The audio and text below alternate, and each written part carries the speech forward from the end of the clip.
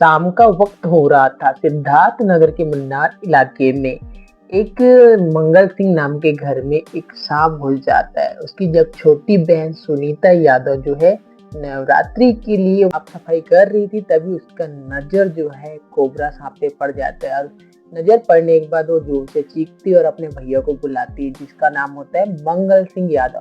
अब वो तेजी के साथ डंडा लेके रूम पे जाता है, लेकिन सांप जो है वो जल्दी से वो बेड के नीचे चला जाता है, जिस वजह से उसे मार नहीं पाता मंगल सिंह। फिर क्या करता है, वो अपने पड़ोसी टिंकू को बुलाता है, क्योंकि टिंकू जो है वो सांप पकड़ने में माहिर था, और उसी को बुलाता है। फिर कॉल करता है। कॉल करने के बाद जो टिंकू है वो 7:30 बजे के करीबन पहुंचता है। पहुंचने के बाद कोबरा सांप को बेड के नीचे से निकालने के बाद उसको खेलते रहता है, उसके साथ वीडियो बनाता है अपना, और वीडियो बनाते वक्त वो कोबरा सांप जो है उसको डस लेता है। लेकिन टिंकू को कानो कान खबर नहीं होती, क्योंकि टिंकू जो था वो नशे की हालत में होता है, और नशे की हालत में होता है इस वजह से उसको पता ही नहीं चलता कि सांप ने उसे काट लिया। हालांकि लोगों को पता नहीं चलता कि वो नशे की हालत में है, लेकिन आपको पता है कि शराब पीने के बाद, दारू पीने के बाद हर वो आदमी अपने आप को ऐसा बताने लगता है कि वो कुछ भी काम कर सकता है। तो ये तो सांप पकड़ना मामूली सी बात है। टिंकू भी जोशी जोश में सांप को पकड़ लेता है, और पकड़ने के बाद उसके साथ खेलता है। लोग जो है आसपास के उसका वीडियो बनाते हैं, और वीडियो बनाते हुए वो सांप के साथ खेलते रहते हैं। इसी बीच उसके गले में काट लेते हैं, जब वो सांप को अपने गले में डालते हैं तो। और फिर उसके बाद उसके पैर में भी काट लेता है।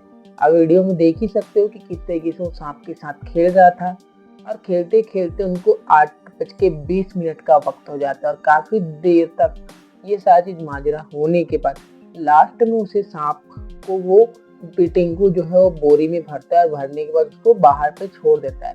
तो फिर जो टिंकू है उस सांप को पकड़ के वो अपने घर ले के जाता है, और घर ले जाने के बाद 9 बजे का वक्त हो जाता है, और वो खाना पीना खा के सोता है। सोने के बाद जो है 11 बजे के करीबन रात को उसका तबीयत जो है बहुत ज्यादा खराब होने लगता है, और उसके घर वाले घबरा जाते हैं। टिंकू के घर वाले होते हैं वो रात को रोते भी लगते रहते हैं। तो फिर उसके पड़ोसी मंगल सिंह पहुंचता है, और वो देखते हैं कि उसके शरीर जो है वो पूरा नीला पड़ गया है। तो मंगल सिंह बोलता है कि इसको हो ना हो सांप ने ही काट लिए। अब घर वाले तुरंत उसे आनंद फानंद में हॉस्पिटल लेके पहुंचते हैं। जब डॉक्टर चेक करता है तो बताता है कि टिंकू के सांस जो है वो थम चुकी है। थमने के साथ फिर जो है बॉडी को लेके वो वापस घर आ जाते हैं। फिर सुबह उसका अंतिम संस्कार होने वाला होता है।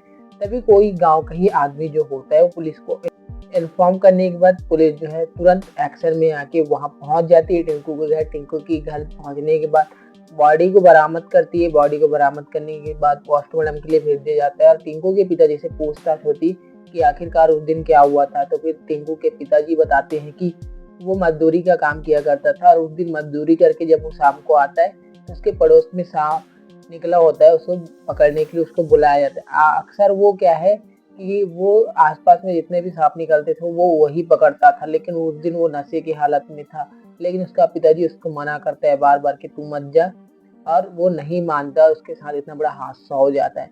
हादसा होने के साथ साथ ये पता भी नहीं चला कि उसको कैसे सांप में डस लिया, और ये अगर उनको पता चल जाता तो आज जो टिंकू है वो हमारे बीच में होता। लेकिन बट नशे के कारण कुछ उसको नहीं पता चला कि उसको सांप ने डस लिया। और कोबरा सांप एक ऐसा सांप है जिसके डसने के बाद 2-3 घंटे के बाद आदमी की मृत्यु हो जाती है। लेकिन जो टिंकू था उसको तो पता ही नहीं चला। अगर पता चल जाता तो हो सकता था कि उसकी जान बच जाती, बट नहीं हो पाया। अगर रियल केस में देखा जाए तो अगर सांप डसता है तो आपको घबराना नहीं है।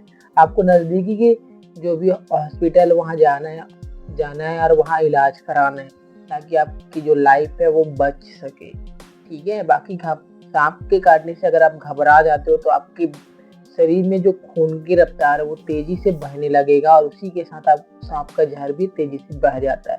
इसकी वजह से पूरे शरीर में फैल जाता है, और वो आदमी जल्द से जल्द मर जाता है। अगर आपके साथ ऐसा होता है, आपके आस पड़ोस में होता है, तो घबराना नहीं है।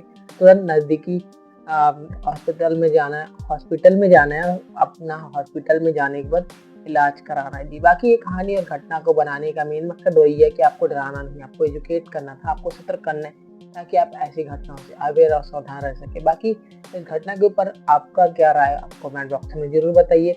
बाकी मिलते हैं नेक्स्ट वीडियो में, तब तक के लिए खुद खुश रहिए और अपनी फैमिली को भी सुरक्षित और सतर्क रखिए।